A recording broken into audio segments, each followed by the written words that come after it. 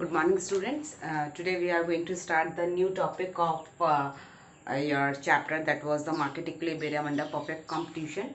We have started this chapter in previous video, and we have discussed the topic that was excess demand and excess supply. So today we are going to learn how the market gets the effect of demand and supply. ठीक है, तो सबसे पहले हमारा जो chapter का नाम है वो है हमारा market equilibrium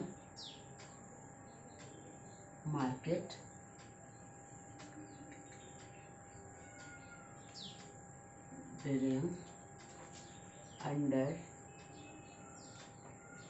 perfect competition.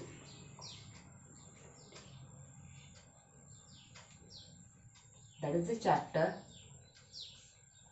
and the topic is effect of shift in demand and supply on market equilibrium.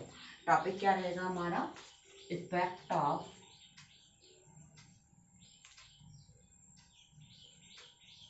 shift in demand and supply on market equilibrium.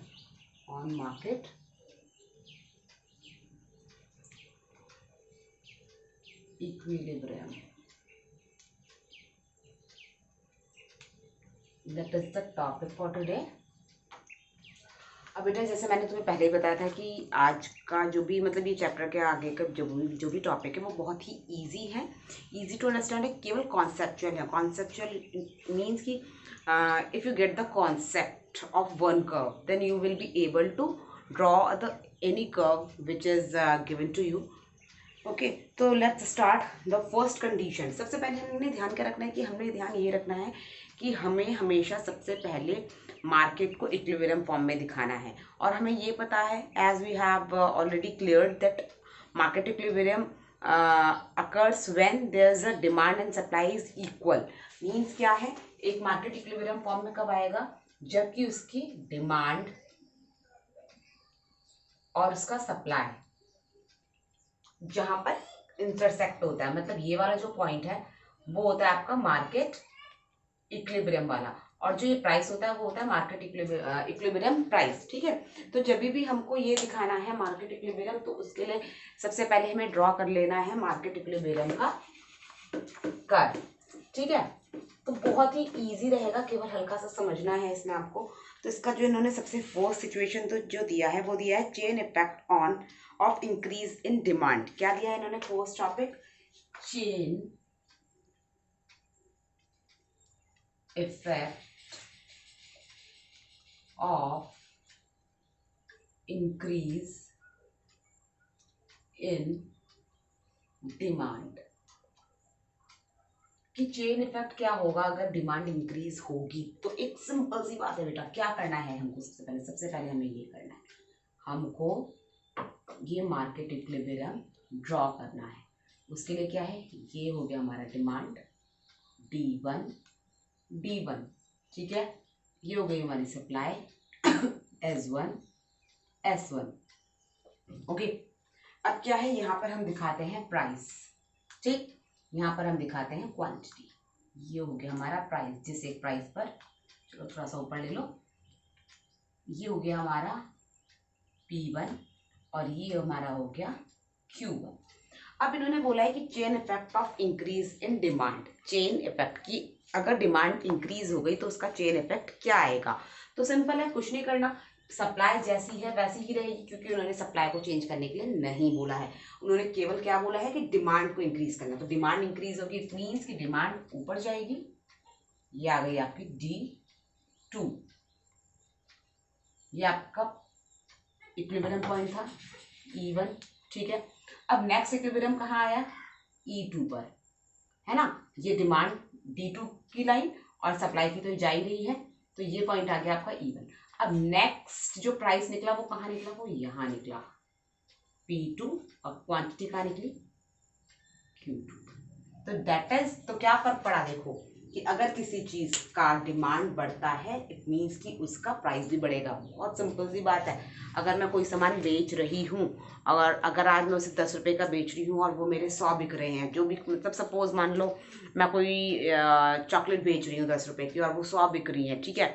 अब कल को मैं चाहूँगी ना कि भाई अगर मेरे पास उसकी और ज़्यादा डिमांड आ जाती है, कल को 100 से ज़्यादा डिमांड आ रही है, 200 डिमांड आ रही है, तो मैं क्या करूँगी, स्टॉक तो मेरे पास उतना ही है, तो मैं क्या करूँगी, इसका प्राइस बढ़ा दूंगी। तो सेम वही हुआ कि पहले जब मार्केट इक्विलिब्रियम यहाँ पे था, demand and supply equal equal यहाँ पर थी, फिर क्या हुआ था, डिमांड अचानक से बढ़ गई थी, ऐसे D1 से D2 हो गई थी।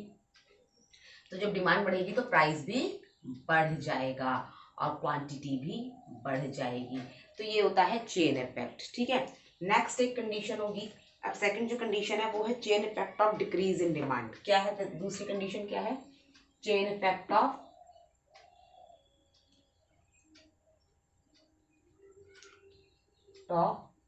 Decrease in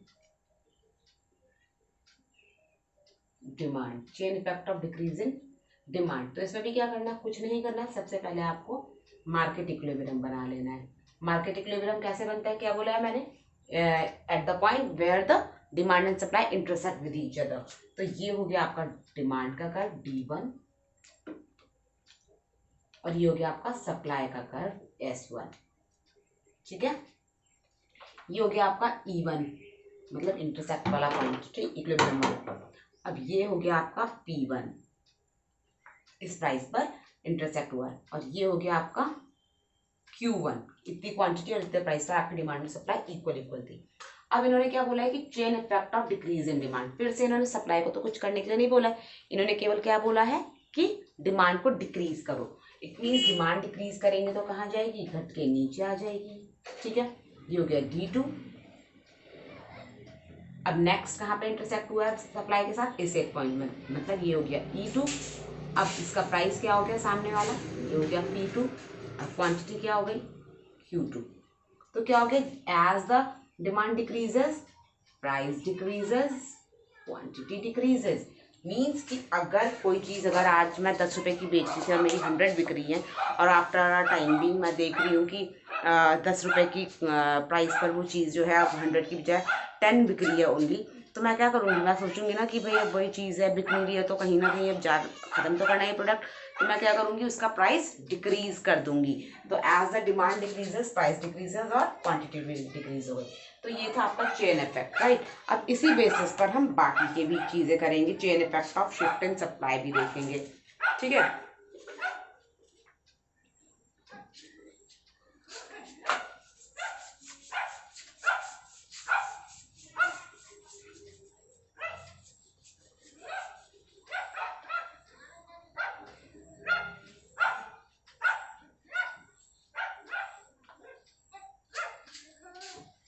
chain effect of shift in supply, ठीक है। अब सप्लाई में देखेंगे कैसे करेंगे। सप्लाई में देखो, फर्स्ट कंडीशन इन्होंने बोली है chain effect of increase in supply. Chain effect of, first condition क्या है, इंक्रीज इन सप्लाई, सप्लाई के इंक्रीज होने पर। तो क्या करना है, सबसे पहले मैंने क्या बोला है, कुछ नहीं करना है, सबसे पहले आपको मार्केट इक्विलिब्रियम फॉर्म अप कर देना है। मार्केट इक्विलिब्रियम क्या हो गया, ये हो गया आपका सप्लाई S1, ये हो गया आपका डिमांड D1, ठीक है। अब ये हो गया आपका P1 और ये हो गया आपका Q1, ओके, इंटरसेक्शन पॉइंट, ठीक है। और ये हो गया आपका इंटरसेक्शन मार्केट इक्विलिब्रियम E1, ठीक है। अब इन्होंने क्या बोला, इंक्रीज इन सप्लाई। तो सप्लाई बेटा जब भी इंक्रीज होती है तो कर्व क्या होता है, वो डाउनवर्ड जाता है। डाउनवर्ड कहाँ जाएगा, और नीचे की तरफ जाएगा, है ना। तो देखो सप्लाई अगर क्या हो रही है, इंक्रीज हो रही है, तो कर्व कहाँ जाएगा, नीचे की तरफ जाएगा, यानी कि हो गया S2। डिमांड के कर्व को तो हम टच नहीं करेंगे क्योंकि डिमांड के लिए इन्होंने कुछ बोला ही नहीं है, इन्होंने केवल क्या बोला है, increase in demand supply. Supply का कर्व नीचे गया। अब जब आपका सप्लाई का कर्व नीचे चला गया है तो नेक्स्ट इंटरसेक्शन पॉइंट कहाँ आया, यहाँ पर आया E2। मार्केट इक्विलिब्रियम नेक्स्ट कहाँ आया, यहाँ। तो प्राइस अब कहाँ हो गया, P2, यहाँ हो गया। Q कहाँ हो गया, यहाँ हो गया Q2। तो इसका मतलब क्या है कि अगर मार्केट के अंदर किसी चीज़ की सप्लाई बढ़ गई है और उसकी डिमांड उसके रिस्पेक्टिवली नहीं आ रही है, मेरा सामान ज़्यादा हो गया, तो मुझे क्या करना पड़ेगा, उसका प्राइस जो है घटाना पड़ेगा। जैसे ही आपकी सप्लाई जो है इंक्रीज हो रही है, हद से ज़्यादा हो गई है ना, तो फिर प्राइस हमें घटाना पड़ेगा और आपकी जो क्वांटिटी होगी वो भी घटेगी। नेक्स्ट हमारी सिचुएशन है सेकंड वाली कि decrease in supply, decrease in supply, supply decrease होना। सप्लाई डिक्रीज कैसे दिखाएंगे, सेम वही करेंगे, पहले मार्केट इक्विलिब्रियम फॉर्म अप कर देंगे। ये हो गया आपका S1, ये हो गया आपका D1, ये हो गया आपका market equilibrium point E1, equilibrium price P1 and Q1। ठीक है, अब क्या बोला है, डिक्रीज इन सप्लाई। तो जब भी सप्लाई डिक्रीज होगी तो उसका कर्व कहाँ जाएगा, ऊपर की तरफ जाएगा।